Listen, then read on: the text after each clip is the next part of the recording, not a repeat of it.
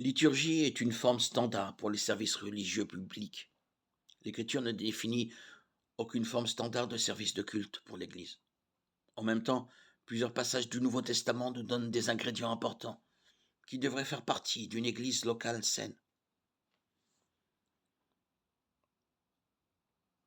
On pourrait citer la communion fraternelle, qui est de traiter les autres croyants comme s'ils étaient une famille, avec l'amour associé, l'unité de cœur et le don aux autres, qui sont communs à une bonne famille.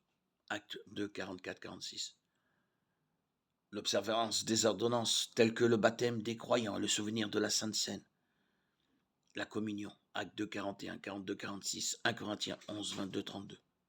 L'observance ferme de la doctrine des apôtres, la lecture de la parole de Dieu et l'enseignement, la prédication de la parole de Dieu, acte 2, 42, 1 Timothée 4, 13, 2 Timothée 4, 2. La prière et la louange en dépendance de la direction du Saint-Esprit, acte 2, 42, 47, Éphésiens 6, 18.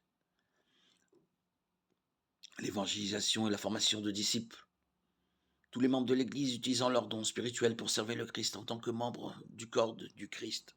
Matthieu 28, 18, 20, Éphésiens 4, 11, 16, Romains 12, 3, 8.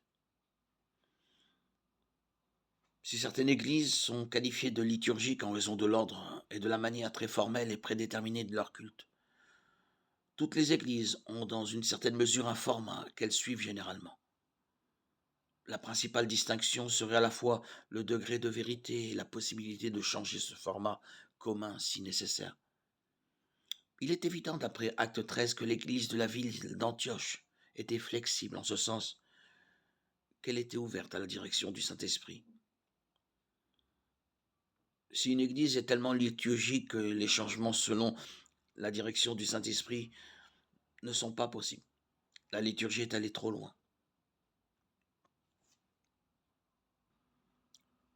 Une église trop structurée ne permettrait jamais à l'esprit de la guider.